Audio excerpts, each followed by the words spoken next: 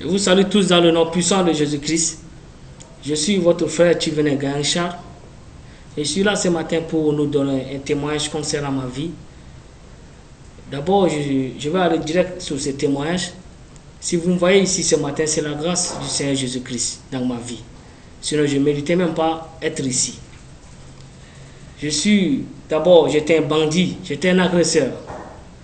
J'étais un drogué, un tramolin, je faisais le trafic de la drogue. Je vivais dans la complicité avec les bandits, les agresseurs. J'étais sous la puissance du malin. Et ma vie est sous la puissance du malin. C'est l'ennemi qui contrôlait ma vie. Et je me trouvais à l'aise dans cette vie. Je me trouvais à l'aise sous cette puissance démoniaque. Je pars, je fais des agressions, je fais des trafics, je fume la drogue, je prends les tramol. Et c'est en 2009 que j'ai commencé cette vie. En temps, je faisais la classe de 3e.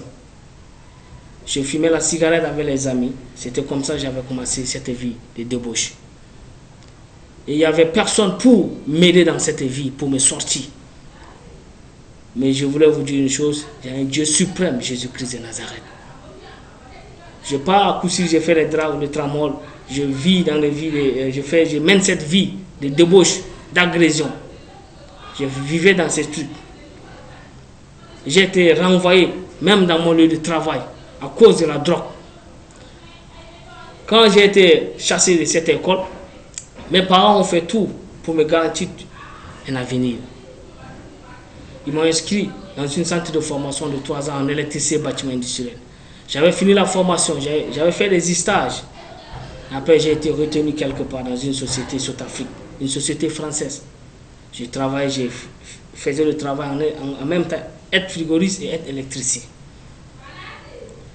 J'avais travaillé presque 1 an. On partait en maintenance quelque part. Et ils faisaient le contrôle. Et ils m'ont trouvé avec la drogue. Et ils m'ont renvoyé du travail. Et quand ils m'ont renvoyé de ce travail, je vivais toujours, j'étais revenu encore dans cette vie de débauche. Du moment où quand je travaille, même une fois fini le travail, je pars, je vis cette vie encore. Mais la grâce a été sur moi.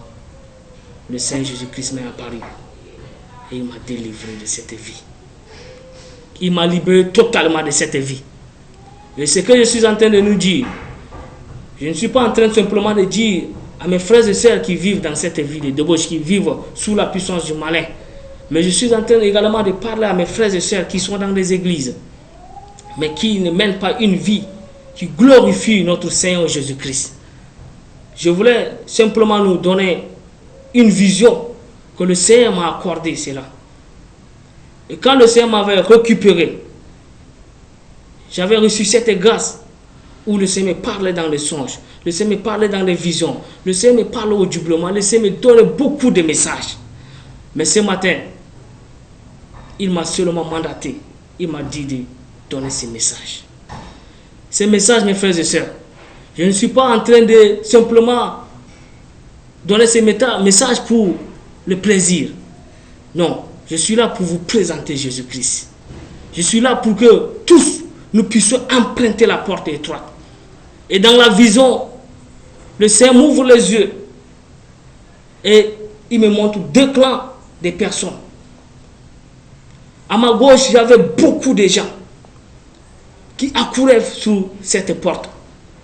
Au-dessus de la porte, c'est écrit porte large, porte spacieuse. À ma droite, peu de gens qui empruntaient cette route. Et c'est écrit porte étroite, porte resserrée. Je me suis posé la question, j'ai dit, mais Seigneur, pourquoi beaucoup de gens viennent de l'autre côté et peu de gens de l'autre côté? Il me dit, mon fils, cela montre 2 clans de l'église. J'ai dit, comment? Il me dit, beaucoup viennent à l'église, mais ils sont sous la porte large. Beaucoup viennent dans les activités de l'église, mais ils sont sous la porte large. Beaucoup chantent dans les églises, mais ils sont sous la porte large. Et c'est peu qui empruntent la porte étroite. Et qui est cette porte étroite, mes frères et sœurs? C'est Jésus-Christ de Nazareth qui est porte étroite. Et quand il me montrait ceux qui sont sous la porte large, j'avais vu premièrement d'abord, c'était mes sœurs et mes mamans qui sont dans les églises, avec des perruques, avec des crayons beauté, avec des comportements mondains. C'est cela que le Seigneur m'avait déjà d'abord montré. Après cela, je voyais ceux-là qui vivent dans les cupidités, ceux qui vivent dans la haine, dans la jalousie, ceux-là qui n'obéissent même pas à la voix du Seigneur Jésus-Christ, qui ne mettent pas en pratique sa parole. Tous sont sur la porte large. Après me montrer, c'est quelques têtes seulement qui sont sur la porte étroite.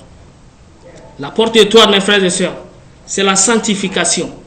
La porte étroite, c'est la crainte de Dieu. La porte étroite, c'est de mettre en pratique les commandements, les préceptes, les enseignements de Jésus-Christ. Mais est-ce que c'est ce qui se passe de nos jours dans les églises? Qui est la porte étroite? C'est la question que nous devons tous nous poser ce matin. C'est Jésus-Christ seul qui est la porte étroite. Et beaucoup viennent à l'église, mais n'entrent pas par la porte étroite. Beaucoup sautent par les fenêtres. Beaucoup entrent par la porte large. Pourquoi cela?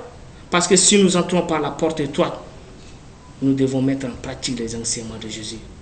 Jésus nous dit, fuyons l'impudicité. Il nous dit de ne pas vivre dans la cupidité. Jésus nous dit de pardonner les uns et les autres.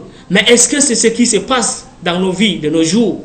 Nous sommes dans les églises, mais nous avons des problèmes. Le manque de pardon règne dans les églises. Le manque de pardon règne dans la vie des enfants de Dieu. Le manque de pardon règne dans la vie de mes aînés dans la foi. Pourquoi cela? Jésus n'a pas-il pardonné? Jésus a pardonné à ceux-là qui ont craché sur lui.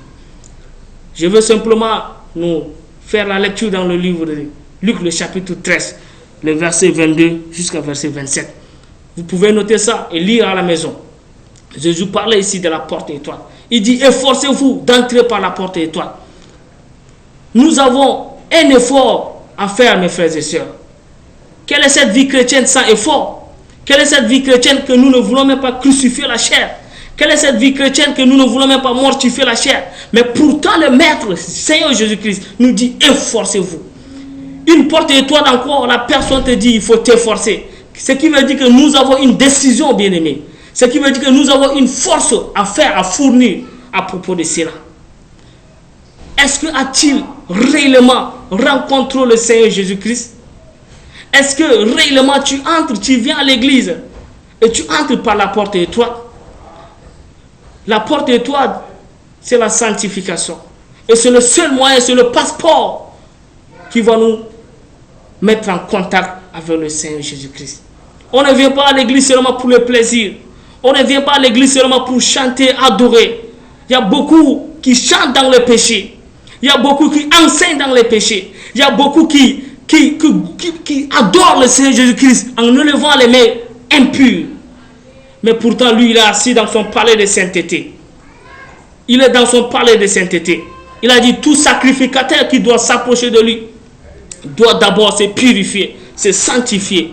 Mais est-ce que nous nous sanctifions, mes frères et sœurs? Est-ce que nous nous purifions réellement? Est-ce que nous nous pardonnons les uns et les autres? Je suis en train de nous parler ce matin que nous devons tous pardonner les uns et les autres. Le Maître lui-même a pardonné. Combien de fois nous, on refuse le pardon? Combien de fois nous, on attrape nos frères et sœurs dans le cœur? Pourquoi cela?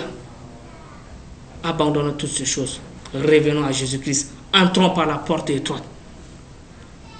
Souvent, quand on donne de tels messages, l'assemblée ne veut pas cela. Les gens quittent même l'église. Pourquoi c'est tel message? Mais même le Maître, le Seigneur Jésus-Christ, quand il enseigne, ces gens qui étaient sous ses pieds, certains quittaient, partaient. Mais d'autres sont restés. Les apôtres sont restés. Pierre est là. Il a dit, mais pourquoi vous? Qu'est-ce que vous attendez? Ils ont répondu, Seigneur, à qui irons-nous? Tu as les paroles de la vie. Mes frères et sœurs, quel message que vous voulez? Le message du mariage ne va pas nous amener au paradis. Le message de la prospérité, cela ne va pas nous amener auprès du Seigneur Jésus-Christ. Mais ces choses, c'est des choses secondaires. Mais d'abord, le message principal de la vie chrétienne, c'est la sanctification. Depuis la Genèse jusqu'à l'Apocalypse, l'Éternel Dieu nous parle de la sanctification.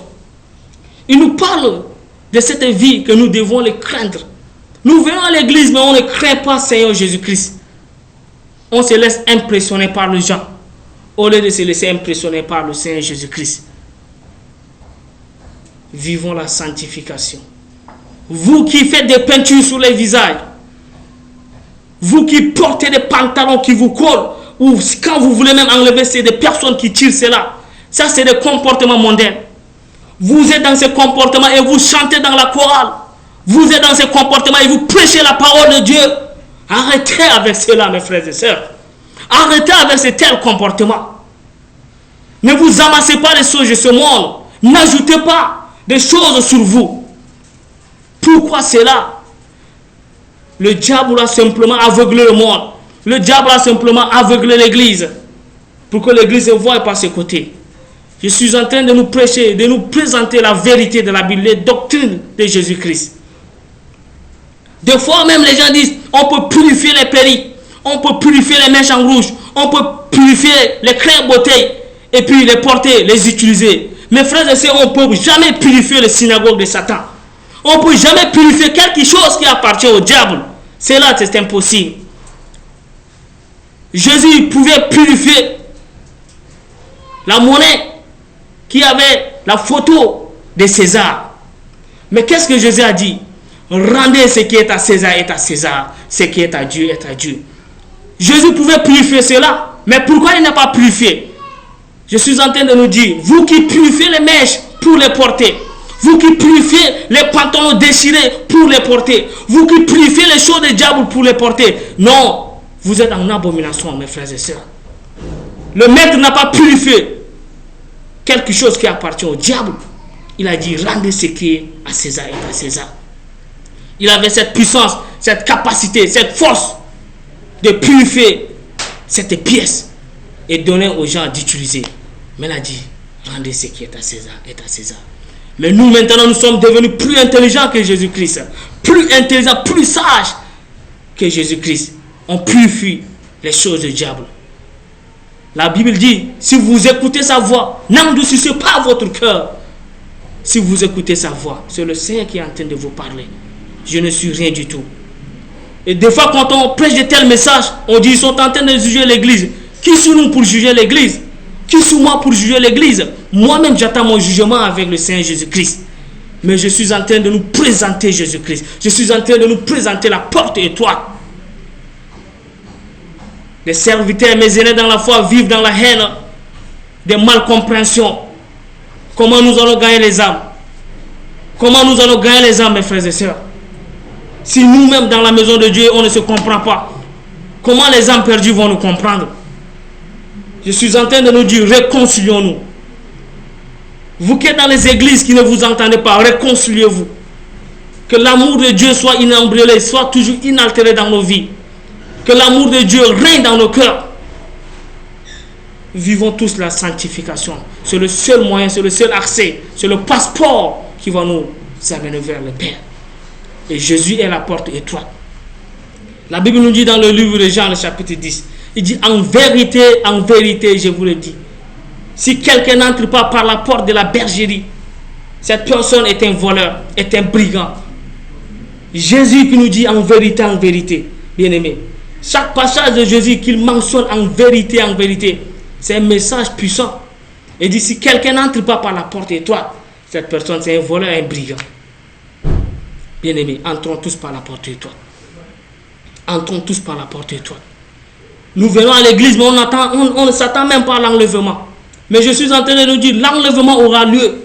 Que nous le voulons ou pas. Nous attendons un moment très très solennel. L'enlèvement. Tous, bien aimés, l'enlèvement aura lieu. La Bible nous dit qu'au jour de l'enlèvement, les morts en Christ ressusciteront. Et les vivants vont se transformer. Et tous ensemble, nous allons nous marier à Jésus-Christ. Mais ceux qui seront enlevés, c'est ceux-là qui vivent la sanctification. Ceux qui seront enlevés, c'est ceux-là qui vivent la crainte de Dieu. Ceux qui seront enlevés, ce n'est pas ceux-là qui vivent dans l'impudicité, qui vivent dans le manque de pardon, ceux-là qui vivent dans le comportement mondain, ce n'est pas ceux-là qui seront enlevés. La Bible nous dit que Enoch a marché avec Dieu et il a été enlevé. Enoch marchait avec Dieu dans la vérité, dans la sincérité, dans la crainte de Dieu. Mais nous maintenant, On est en train de mélanger Jésus-Christ avec le monde. Et on attend l'enlèvement. Bien-aimés. Et on ne veut plus maintenant prêcher l'enlèvement dans les églises. On ne veut plus prêcher l'enfer dans les églises. On dit que ça fait peur. Bien-aimés, nous sommes mandatés pour conduire le peuple, les enfants de Dieu au paradis. Nous ne sommes pas mandatés. La charge qui nous a été confiée, ce n'est pas seulement d'impressionner les gens. Ce n'est pas seulement d'être renommé. Non, ce n'est pas ça. Nous devons d'abord laisser la gloire à Jésus-Christ seul. C'est Jésus-Christ seul qui tire la gloire. Nous n'avons pas à se tirer la gloire là. Je suis en train de parler à mes frères et sœurs, mes aînés dans la foi, qui vivent la popularité simplement. Et ils oublient leur alliance avec Dieu. Ils oublient leur pacte avec Dieu. Du moment de leur conversion, qu'est-ce que le Seigneur les avait dit? Ils ont oublié cela. Je suis en train de vous rappeler simplement, mes aînés dans la foi. Revenez tous en prêtant la porte étroite. Revenons tous prêcher la sanctification. Prêcher, indexer le péché. Il y a ceux qui vivent dans l'immoralité sexuelle. Il y a ceux qui vivent dans le détournement, dans des églises, qui vivent dans le vol. La porte de la grâce est encore ouverte. À l'heure où je suis en train de nous parler, la porte de la grâce est encore ouverte. Et c'est Jésus qui est la porte de la grâce. Pendant que Dieu a demandé à Noé de construire l'arche, Noé a construit l'arche. Il demandait aux enfants d'Israël d'entrer. Mais la Bible nous dit, ils sont en train de se marier, ils buvaient, ils se plaisaient dans le monde encore. Ils ont refusé d'entrer dans l'arche. Après, l'Éternel a dit à Noé, ferme l'arche. Noé a fermé l'arche. Et ils ont été noyés. Ce qui est arrivé au temps de Noé, mes frères et sœurs, cela va arriver. Mais avant que cela arrive, Jésus-Christ est en train de rappeler à son Église de vivre la sanctification. Nous sommes en train de vivre la prolongation. Nous sommes en train de vivre les dernières minutes, bien-aimés. Vivons la sanctification. Et c'est Jésus qui est la porte étroite. Venons tous entrer par la porte étroite. Toi qui es dans l'église, qui n'aimais pas le commandement, qui n'aimait pas la pratique, la parole de Dieu en pratique, je nous en conjure, mes frères et sœurs, mettons en pratique la parole de Dieu. Toi qui es dans l'église, qui chante, mais qui vit l'impudicité, répands-toi. Toi qui es à l'église, qui a renié maintenant le nom de Jésus-Christ, répands-toi. Vous qui êtes dans les églises, qui avez attristé l'Esprit de Dieu, tous répentons-nous. La Bible nous dit, si nous ne nous répentons pas tous, nous périrons, mes frères et sœurs. Vous qui vivez dans les querelles, dans le commérage, dans les calomnies, dans les critiques, repentez-vous. Vous qui haïssez les uns et les autres, vous qui méprisez les serviteurs de Dieu, mes frères et sœurs, repentons-nous. Tous ensemble, demandons pardon à Dieu. Implorons la grâce de Dieu dans notre vie. L'église des derniers temps, c'est l'église qui se lave dans le sang de Jésus-Christ. C'est l'église qui se lave tous les jours dans le sang de Jésus-Christ. L'église des derniers temps, c'est l'église qui se lave dans le sang de Jésus-Christ. Mais est-ce que vous vous lavez dans le sang de Jésus-Christ? Cela, c'est très important. Purifions-nous tous les jours. Purifions-nous tous les jours. Élevons les mains pures vers le Seigneur Jésus-Christ. Abandonnez les passions, les désirs de ce monde. Abandonnez toutes ces choses. Crucifions la chair. Mortifions toujours la chair, mes frères et sœurs. Revêtons-nous des fruits du Saint-Esprit. Abandonnez les désirs charnels. Abandonnez toutes ces choses. Et revenons à Jésus-Christ. Le Seigneur m'a encore donné beaucoup de messages. Par des visions, par des songes. Mais il permettra un jour, il accordera encore la grâce pour que je puisse encore donner ces messages. Que le Seigneur nous bénisse. Recevez cela dans le nom puissant de Jésus-Christ. Amen.